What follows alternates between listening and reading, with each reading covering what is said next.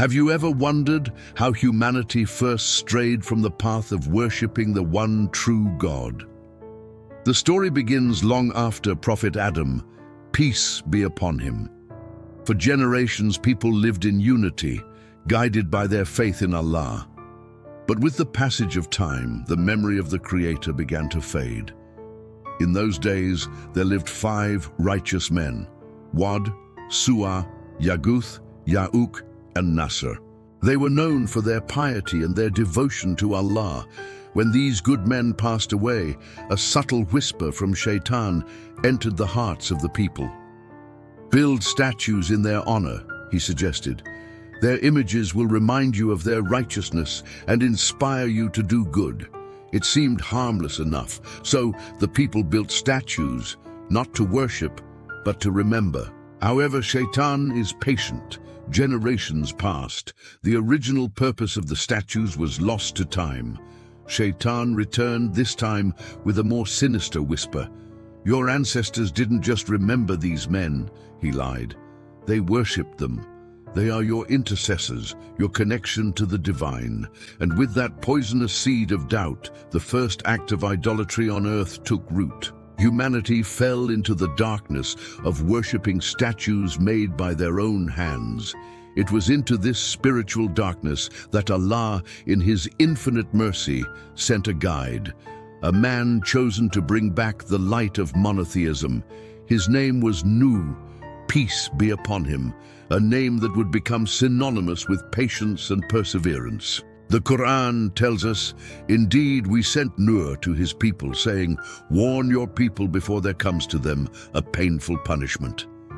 Nūḥ stood before his community, his heart filled with a sincere love for them. He proclaimed a simple yet profound message. O my people, worship Allah. You have no deity other than Him. Indeed, I fear for you the punishment of a momentous day. He wasn't a king seeking power or a merchant seeking wealth. He was a messenger, a warner, sent out of divine love. He pleaded with them using logic and emotion. He pointed to the signs of Allah all around them, signs they took for granted. Look at the magnificent heavens above you, he would say. Consider the earth, spread out like a carpet beneath your feet. Think of the rivers that flow, giving life to you and your crops. Who else but Allah could create and sustain all of this? He reminded them of Allah's power and generosity, hoping to reawaken the innate human recognition of a single creator. But their hearts were sealed with pride. The chiefs and influential leaders of the community looked at Nūḥ with disdain. Their response was dripping with arrogance. We see you as nothing but a man, just like us, they sneered, and we do not see any who follow you except the lowest among us, the poor and the destitute. You hold no virtue over us. In fact, we think you are a liar. They mocked his followers, belittling them for their social status, as if poverty was a sign of falsehood. This is an old trick of those who reject the truth. They attack the messenger and his followers instead of engaging with the message itself. They accused Nūḥ of seeking personal gain, of wanting to elevate his own status above theirs. They even called him mad. Through all this ridicule and rejection, Nūḥ's response was a masterclass in prophetic character. He never became angry or resentful.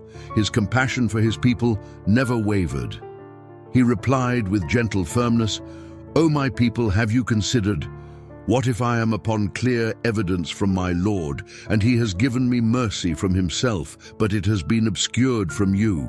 Should we compel you to accept it while you are averse to it? He clarified his intentions, saying, And O my people, I ask not of you for it any wealth. My reward is only from Allah, and I am not one to drive away those who have believed. Indeed, they will meet their Lord, but I see that you are a people behaving ignorantly. He refused to abandon the poor believers to gain the favor of the arrogant rich.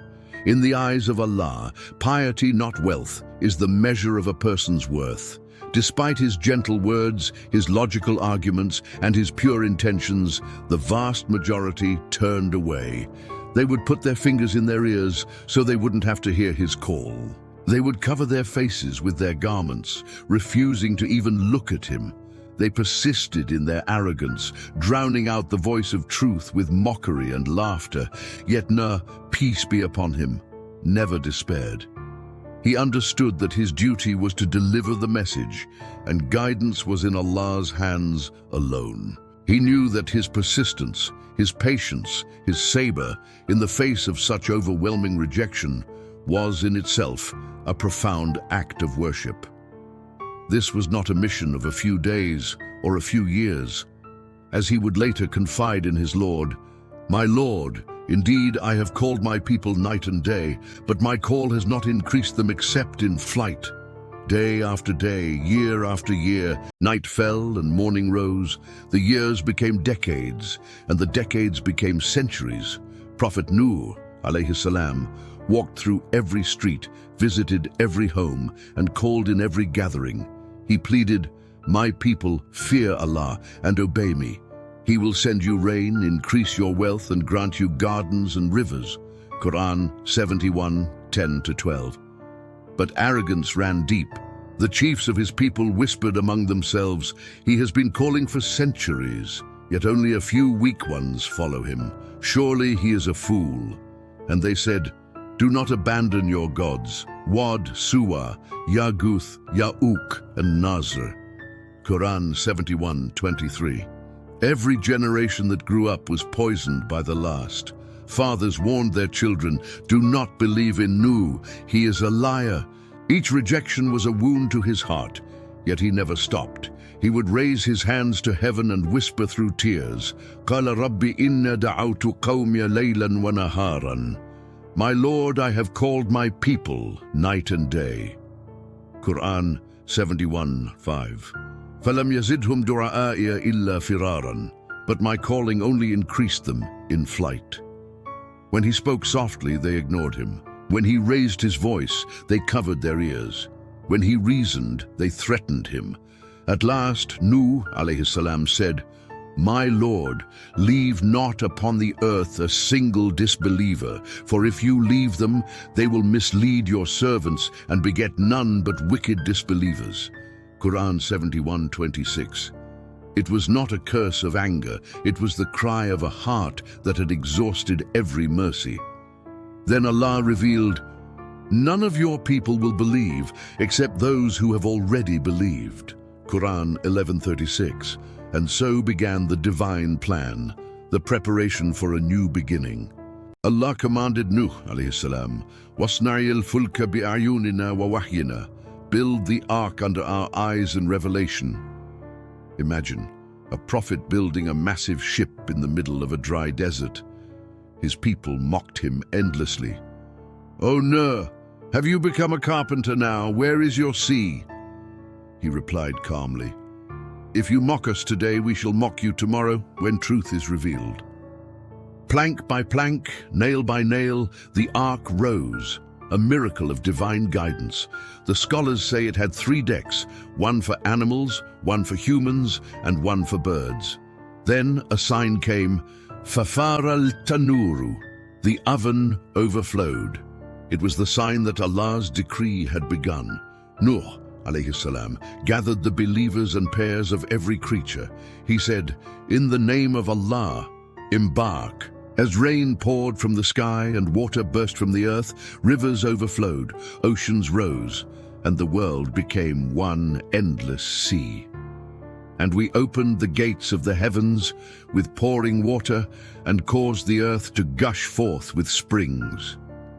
Amid this, Nūḥ, عليه السلام, saw his son standing on a hill.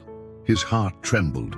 He called, "O my son, embark with us and do not be with the disbelievers."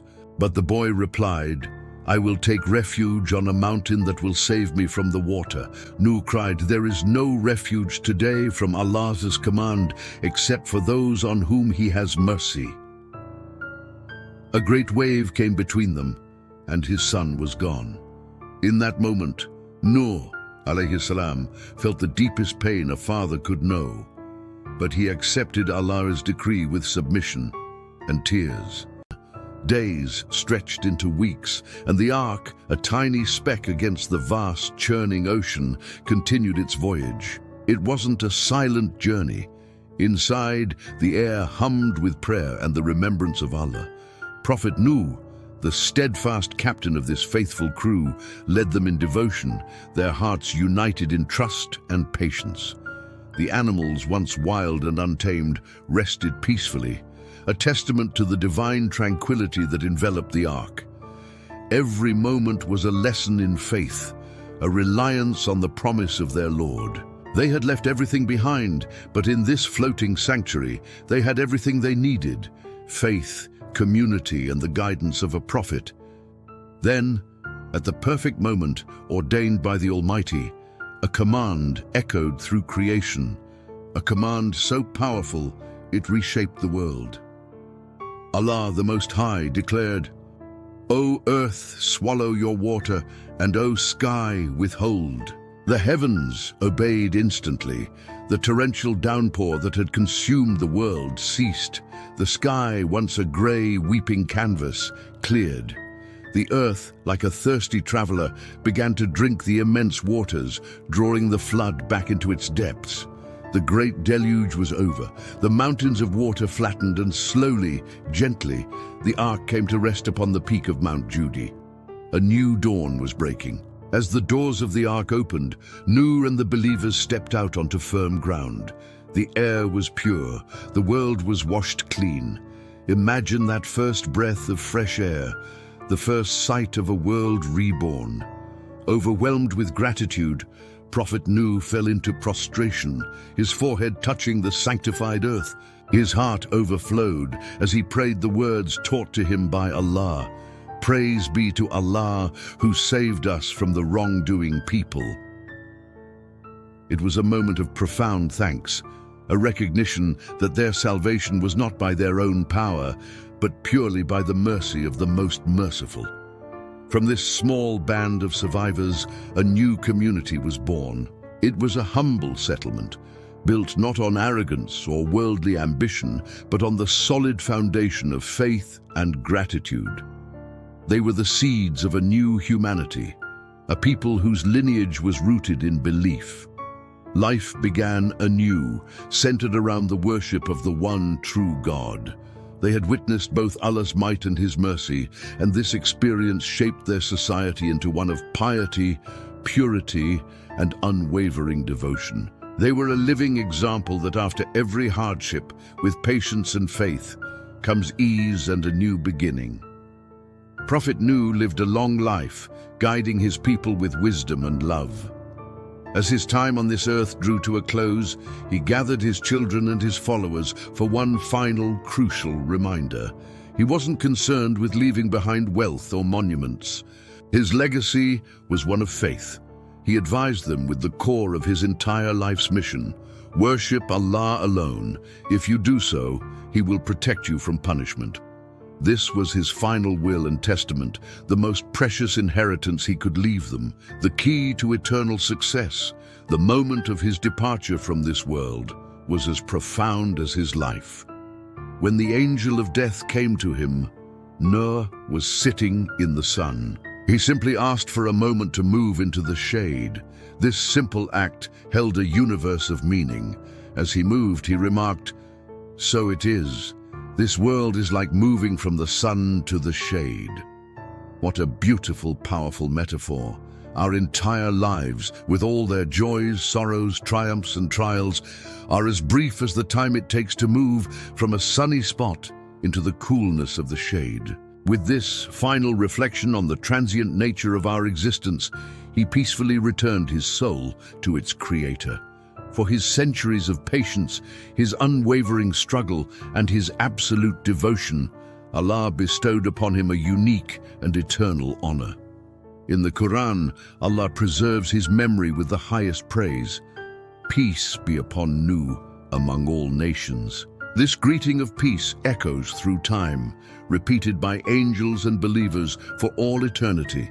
It is a testament to a life lived in complete service to the Almighty, a legacy of peace that transcends his own time and touches the hearts of all who hear his story. So what is the lesson for us today? The story of Prophet Nūḥ is not just a tale from the distant past. It's a mirror for our own lives. Think of his ark. It wasn't just made of wood. It was built with faith, patience, and obedience. This ark carried the believers safely through the physical flood. In the same way, we each have an ark we must build, the ark of our heart. Our lives are filled with their own floods, aren't they? The floods of temptation that try to pull us under, the waves of doubt that shake our certainty, the storms of despair and anxiety that threaten to drown our hope. These trials can feel overwhelming, just like the great flood.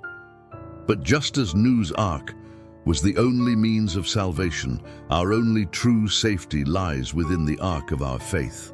By filling our hearts with the remembrance of Allah, with trust in His plan, and with love for His guidance, we build a vessel that can withstand any storm. When we cling to the rope of Allah, when we hold fast to His mercy and His commands, we are boarding this spiritual ark. It will carry us through the turbulent waters of this life, protecting us from the floods that seek to pull us away from our purpose. It will navigate us through hardship and deliver us, just as it delivered Nūḥ, to the shores of peace and safety, the ultimate shore being the pleasure of Allah and the gardens of paradise. As Allah tells us in the Qur'an, indeed, in their stories is a lesson for those of understanding.